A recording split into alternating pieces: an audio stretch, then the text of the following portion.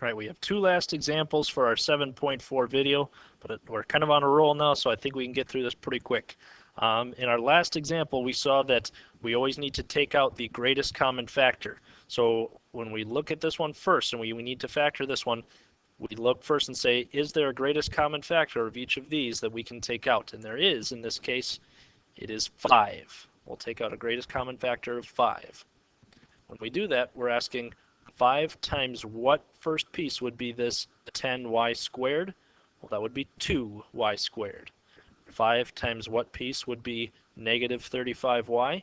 Well, that would be negative 7y. And 5 times what piece would be positive 30? And that would be positive 6. Okay, so first we took out the greatest common factor, and we left out 5 as that missing factor there.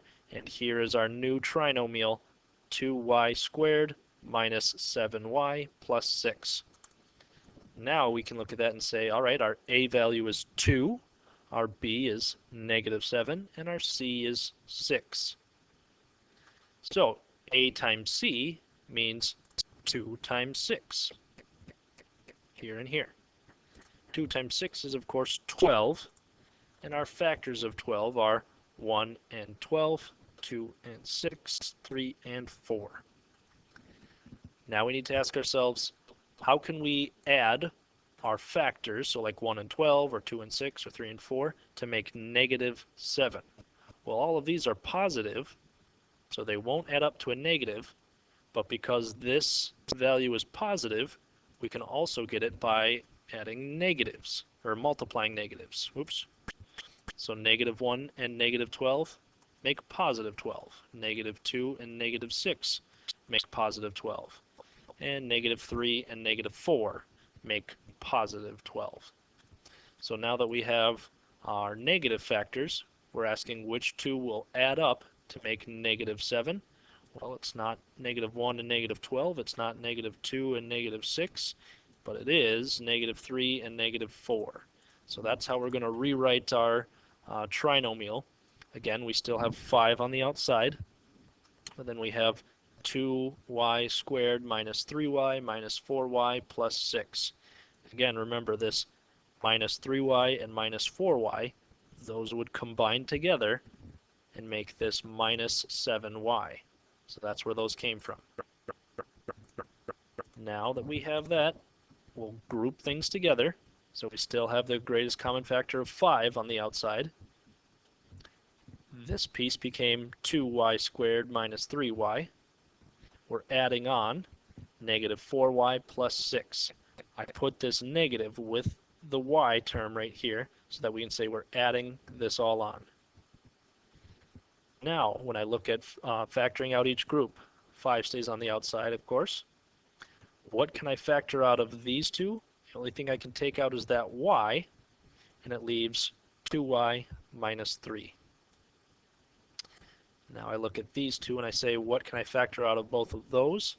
The only thing I can take out is a 2, and it leaves negative 2y plus 3. The problem here, we've seen this before, this piece, the binomial, is 2y minus 3.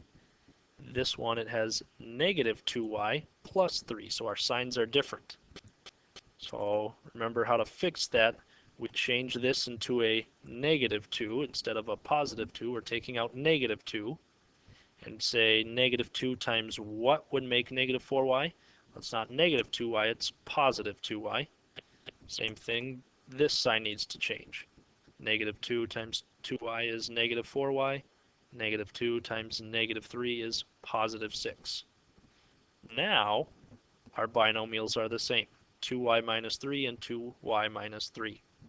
So our factors become 5 on the outside, 2y minus 3 as our first binomial. In both of those cases, we have it being multiplied by a y and multiplied by a negative 2. So y and minus 2. Now, like before, because it's all of this stuff being multiplied, we don't need this extra set of brackets. Oops. So now it's 5 times this factor times this factor. So there are 3 factors in this fully factored form of that trinomial. There you go. And our last example, we have 4x squared minus 3x plus 5. There is no greatest common factor that we can take out, 5, 3, and 4. So we jump right into our AC method. Our A is 4, our B is negative 3, and our C is 5. A times C means 4 times 5, which is 20. Factors of 20 are 1 and 20, 2 and 10, 4 and 5. Now, positive or negative, right? So if we do like positive 1, positive 20, positive 2, positive 10, positive 4, positive 5, those will all multiply to positive 20. Or we could do these as negative. Negative 1, negative 20, that would make positive 20. Negative 2, negative 10, that would make positive 20. Negative 4, negative 5, that would make a positive 20. But it doesn't matter if they're both positive or they're both negative, none of those sets will add up to negative 3. There's no possible way for any of this to work out. So at the end, if we can come to that conclusion and say that none of them work, you would simply say you cannot factor it, it is prime.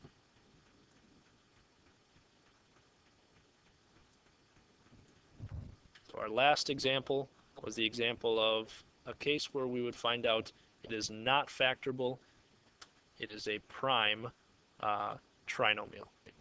And that'll conclude our second video.